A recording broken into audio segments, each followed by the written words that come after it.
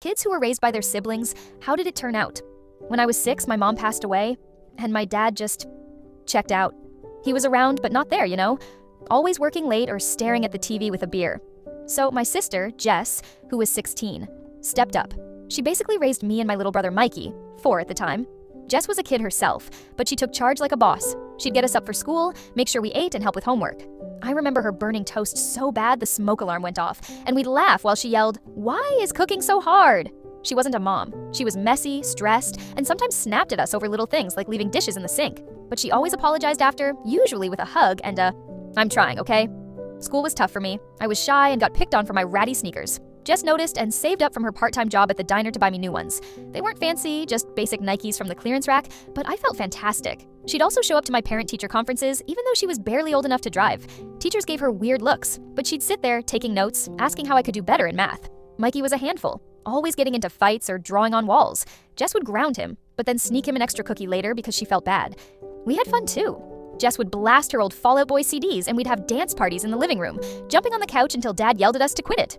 On weekends, she'd take us to the park with a picnic of mismatched snacks, chips, apples, whatever was in the fridge. One time she tried teaching me to ride a bike and I crashed into a bush. She laughed so hard she cried, but then she patched up my scraped knee and said, "You'll get it next time, champ." It wasn't all great. Jess missed out on a lot. She didn't go to prom because she was working or watching us. I overheard her crying once about not applying to college because she couldn't leave us with Dad. That stuck with me. I felt guilty, like I was holding her back. She also fought with Dad a lot, screaming matches about him not pitching in. He'd say, "You're not their mom, Jess," and she'd snap, "Then who is?" It was rough. By the time I was in high school, Jess was 24 and finally moved out to live with her boyfriend, now husband. I was mad at first, felt like she was abandoning us, but she still called every day, helped me with college applications, and let Mikey crash at her place when Dad was being a jerk. She's the reason I got into community college and studied graphic design. Mikey's doing okay now, working as a mechanic, but he's still a bit of a hothead. Looking back, Jess wasn't perfect. She could be bossy, and sometimes I wished she'd just let me figure stuff out. But she gave us everything she had. Last year, I made her a scrapbook for her 30th birthday with photos, old notes, and a letter about how she's the best sister and mom I could have asked for. She bawled her eyes out and said, "I was just winging it, Now I'm 22, and we're super close.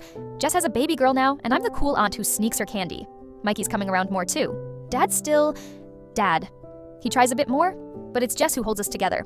Being raised by my sister wasn't easy, but it made us a family.